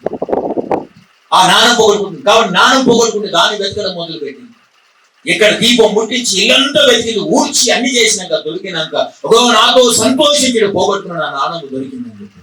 మరి ఈ రోజున దేవుని పిల్ల పోగొట్టుకున్న నాణ్యం నీకు దొరికింది, ఆమె దొరికింది. వెతుకుతే ఎలా? దీపం ముట్టించి ఇల్లు ఊడ్చి చూసుకో. ఆ దీపమే దేవుని వాక్యము. నా వాక్యము నీ పాదములు దీపము, నా త్రోవకు వెలుగైన. ఆ వాక్యము దీపాన్ని వెలిగించి వెతుకాలి. వాక్య వెతుకుతే ఆ పోగొట్టుకున్న నాణం దొరుకుతుంది. నాణం అంటే వరం, అభిషేకం, దేవుడిచ్చిన కృపవరం. దాన్ని పోగొట్టుకున్నాము. వాటి ఈ రోజున ఎంతమంది దేవుని వెతుకుతున్నారు, ఎంతమంది దేవుడిచ్చిన కృపవరం ఉన్నది. నీకు ఒక టాలెంట్ ఉన్నది, కొందరికి పాటలు పాడే వరం ఉంటుంది.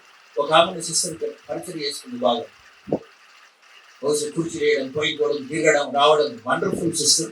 ఆమె ఎవరో నాకు ఆ పేరు తెలియదు, కానీ దేవుడు ఆమెను బహుగా దీవించును గాక. ఆమె అందరు లేడీ, మొగోలు పని ఆడవాళ్ళు చేస్తారని నువ్వులేదు చేస్తారు, కోటకాడు ఇంటకాడు, కానీ మీ అందరి అరేంజ్మెంట్ చేస్తున్నారు. కుర్చీ లోపడేసి బయట వేసి అందరు ముందర జరుగు, వెనక జరుగు, అట్లా అంటే ప్లాన్ చేస్తుంది. మంచిగా ఫ్రీగా కూర్చోవాలి, ఇబ్బంది ఉండదు. వాటి నిజంగా ఆ సిస్టర్ పరిచర్య మనకు నచ్చింది నాకు. వాటి ఈ రోజున నువ్వు పరిచర్య చేసేదాన్ని దేవుడి కోసం ఏం చేస్తుంది? అవి పరిచర్య చేస్తుంది. కొందరు పాటలు పాడేవారు ఉంటారు, కొందరు పరిచర్య చేసేవారు ఉంటారు, కొందరు విజ్ఞాపన చేసే కర్తలు ఉంటారు, కొంతమంది ఆ ఇచ్చే వరం ఉంటుంది, కొందరు ఇచ్చే ఇవ్వాలి. సంఘం సేవ పెరగాలని ఇవ్వాలి. కొందరు ఇచ్చే మనసు రావాలి, కొందరు ఇచ్చే గుణం ఉంటుంది. ఒక ఆయన నాకైతే ఈ ఇన్నోవా కృష్ణ కారు కొత్త తీసుకొచ్చి ఆయన చర్చి ముందర పెట్టి దేవుడికి ఈ మరణాన్ని ఇచ్చిపోయాడు. 30 లక్షల కారు. నేను అడగలేదు, నాకు ఆశ లేదు. అందుకంటే మనకేంటి, మనమేంటి, చాలా లేదు. 11 నెంబర్ బస్ ఉంది కదా, ఏంటి 11 నెంబర్ బస్సు? వాకింగ్. వాకింగ్ అంతే. 11 నెంబర్ బస్సు ఉన్నది ఇంకేం మాట అక్కడ నడుచుకుంటూ పోవడం అట్లా సేవ చేసింది కష్టపడి. ఈడు హైదరాబాద్లో పుట్టాను నేను మామూలుగా మెదక్ జిల్లా మారుమూల గ్రామానికి వెళ్ళి బస్సు లేదు అక్కడ పోయి సేవ చేయమన్నాడు దేవుడు నాకు. 11 నెంబరే కదా అప్పుడు ఇంకేముంది మనం. ఆయన మొన్న రీసెంట్ 1 year బ్యాక్ తీసుకొచ్చి ఇన్నోవా కృష్ణ కొట్టులో తీసుకొచ్చి నా ముందర పెట్టి దేవుడికి ఇవ్వమని. దేవుని వెతుకుతే నీకు కావాల్సినవి ఇస్తాడు. నా పరిచయం తెలుసు, నా కష్టం తెలుసు, నాకు ఎప్పుడు ఇవ్వాలో తెలుస్తున్నాను. ఆల్రెడీ ఒక కారు అయిపోయింది గ్రాండ్ నాకు చిన్నది, అది బాగా నడిపిస్తున్నాను. దేవుడు నా ప్రయాసం చూశాడు, తీసుకుంటే అందుకు పెద్ద కారు. నేను అడగలేదు ఆయన ఎవరో నాకు తెలియదు. ఒకసారి పరిచయం అయింది. నేను వాక్యం చెప్తే ఆయన సాక్ష్యం ఇచ్చిన ఒక మీటింగ్లో, పబ్లిక్ మీటింగ్లో పరిచయం అయిన ఆ వాక్యం విని ఆ రోజున అతని ప్రేరేపణ ఆయన ద్వారా 200 మంది పాస్టర్లు ఉన్నారు. 500 మంది పాస్టర్లు తెలిసాను. ఆయన ప్రార్థన చేస్తే ఎవరికి ఇవ్వాలి కారు అంటే నాకు డిపార్ట్మెంట్ ఆయనకి తీసుకుంటున్నాను. కొందరికి ఇచ్చే గుణం ఉంటుంది, అతనికి ఆ గుణం ఉన్నది. దేవుడు అతన్ని బహుగా దీవించి ఆశీర్వదించునుగాక. వాడికి ఇచ్చే గుణం ఉంటే దాన్ని బట్టి నీకేదో తలంతున్నది. కొందరికి వండే వరం ఉంటుంది, దాన్ని బట్టి దేవుడు దీవిస్తాడు. దాన్ని వాడుకోవాలను ఏదో ఒక వరం ఉంటుంది కదా, కొందరు టేస్ట్ చేస్తారు. లింగోపల్లిలో ఒక సేవకుడు ఉన్న భగవాన్ దాస్ సాయి గారు లేరు, ఆయన ప్రభు నన్ను నిలిచే చాలా పెద్ద మనిషి. ఆయన చదువురా దేవుడు సైకిల్ మీద సేవ చేస్తారు. సైకిల్లో చదువులాగా సైకిల్ వెళ్తున్నాను. ఆయన నేను సెకండ్ హ్యాండ్ స్కూటర్ నాకు గిఫ్ట్ ఇచ్చిన ఆయన ప్రాబ్లం చేపించాను. ఆయన ఆ రోజు చేయబట్టి ప్రాబ్లం చేసిన ఆయన ఈ సెకండ్ హ్యాండ్ స్కూటర్ కొనుక్కొని ఇచ్చారు ఆయన గిఫ్ట్. ఈ సెకండ్ హ్యాండ్ ఇటువంటి ఎన్నో వాహనాలు, పెద్ద పెద్ద వాహనాలు అతనికి వచ్చులుగా అతన్ని ప్రార్థన చేసింది. ఈ కృష్ణ వచ్చినప్పుడు ఆయన గుర్తొచ్చింది. ఆయన ప్రార్థన వాళ్ళ కూతురు హెవీ ఉంటుంది, చాలా ఉంటుంది. ఆమె పాపం నడవలేదు, లేడీస్ ఒకటి కూతురు. కానీ ఆమె పొందితే అద్భుతంగా ఏ పచ్చడి నూరి కసపక్క నూరి ఇచ్చినా కూడా ఆ టేస్ట్ వేరుంటుంది. అది ఒక వరం. ఇక ఆమె నూరిన పచ్చడి వేస్తుంది, ఆమె నూరుతుంది కూర్చొని. అంత మంచి ఆమెకు ఆ గిఫ్ట్ వచ్చింది, దాన్ని వాడుకున్నదా? నీకు ఏది ఉన్నదో వంట వండే వరం ఉన్నదా, పరిచయం చేసే వరం ఉందా? చెయ్యి. దేవుడు నీకు ఇచ్చిన తలంతున్న వరాన్ని పోగొట్టుకోకు, దానికోసం వాడి దేవుని కోసం అది. కాబట్టి ఈ రోజున దేవుని వాక్యం అంటుంది అట్లా పోగొట్టుకున్న నాణాన్ని వెతికింది, సంపాదించుకుంది. ఇంకోటి తప్పిపోయిన కుమారుడు ఉన్నాడు చివరికి దాంట్లో. తప్పిపోయిన కుమారుడు తప్పించుకొని తిరుగుతాం. తప్పిపోయిన కుమారుడు కాదు వాడు, తప్పించుకొని తిరిగే కుమారుడు. కొందరు సంఘంలో తప్పించుకొని తిరుగుతారు, చక్కగా తిరగరు, చక్కగా ఉండరు, చక్కగా ఎదగరు. ఇదే జామ చెట్టు పెడితే పక్క నీళ్ళు అవుతుంది చూడు. ఇప్పుడు మన ఇంట్లో జామ చెట్టు పెడితే పక్క నీళ్ళు అవుతుంది. ఎవరు తింటాడు పండ్లు? పక్కోడు తింటాడు. ఇప్పుడు నువ్వు ఈ సంఘంలో పెరుగుతావు, లోకంలో పెరుగుతున్నావు. సంఘంలో పుట్టినావు, పెరిగేదంతా లోకంలో. లోకం పనులు కనబడతాయి ఇంటి దగ్గర, దేవుని ఫలాలు ఏడ కనబడతాయి.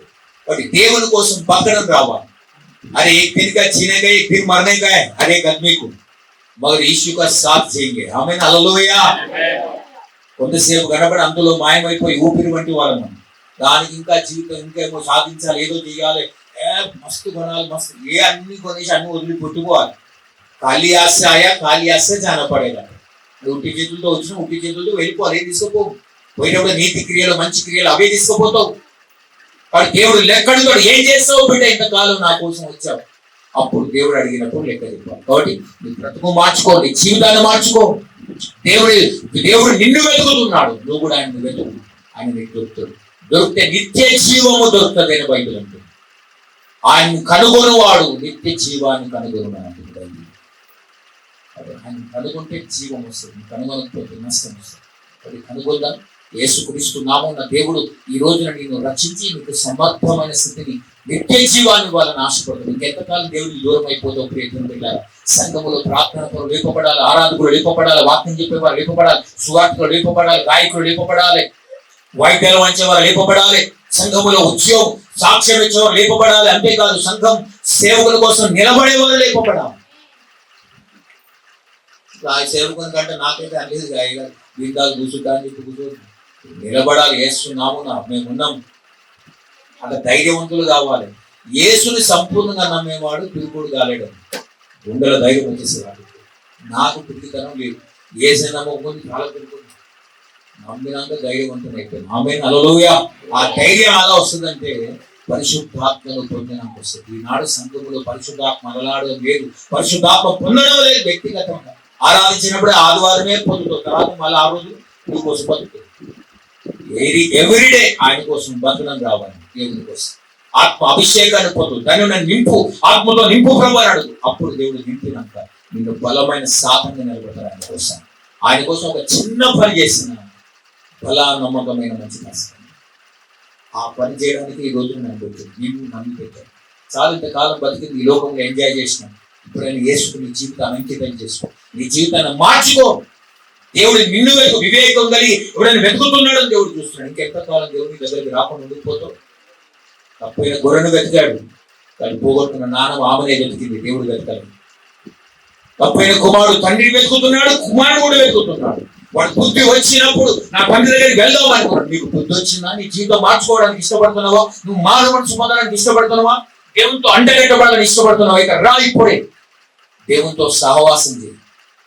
బైబిల్ ఏమిటది? ఆయనతో సహవాసం చేసిన మీకు సమాధానం కలుగునంటుంది. రోగులు ఉండగా ఆయనతో సమాధానం లేకపోతే ఆయన నిన్ను బండ్రోతుకు అప్పగించును, బండ్రోతు నేను న్యాయపతికి అప్పగించును, న్యాయపతి నేను చెరసాలలో వహించును. నరకం ముందు జాగ్రత్త. నాకంటే అవకాశం ఇచ్చిన దేవుడు ఆయన కృపను బట్టి. మరి నీకు ఉందో లేదో అవకాశం గల హైకి నైకి అప్నే నయమా. రేపు ఉందో లేదో మనకు తెలియదు. ఆజ్ హై, ఇవాళ ఉందాం మనం, రేపు ఉంటుందో లేదు, రేపటి దానికి రూపమే లేదంటున్నాం. కాబట్టి ఈ రోజు నీ బ్రతుకు మార్చుకోవడానికి అవకాశం. యేసుకు నీ జీవితాన్ని అంకితం చేసుకుని. నేను ఆ రోజు అంకితం చేసుకున్నా అంటే ఎందుకు తిరగలేదు. మా నాన్నగారు మారారు, సంస్కృత పండితుడు, ఆయనతో నేను మాట్లాడలేదు.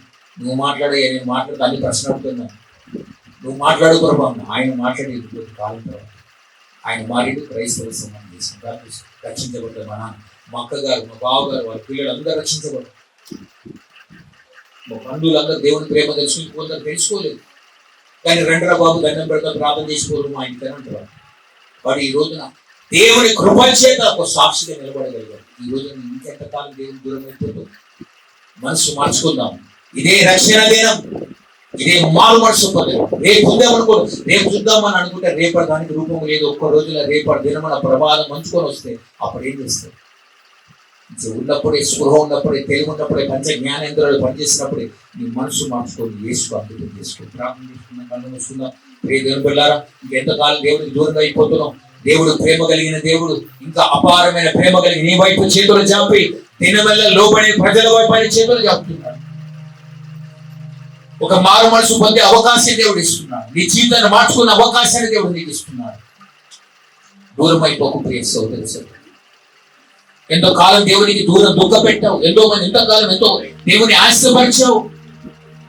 ఆయన శక్తిని, ఆయన ఆత్మను పొందలేక ఈ లోక సంబంధం అడుగుతూ దేవుని వెతకలేకపోయావేమో. దేవుడు కోరుతున్నాడు, మార్చుకోండి కలుగుతుంది. ఒకవేళ నేను చెప్పిన ఈ మాట ఈ రోజున దేవుడు నేను మాట్లాడి నేను దర్శించడం అనిపిస్తే,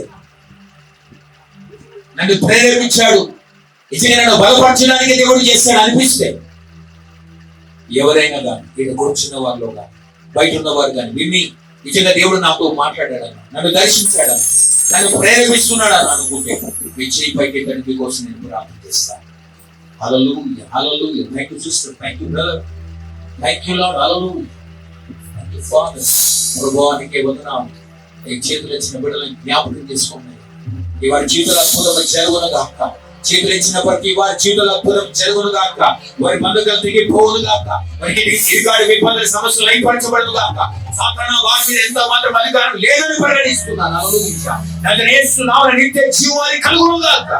నూతన బలాభివృద్ధి వారి పొందుగా మీకోసం పనికొచ్చే పాత్రగా వారు నిలబడాలి.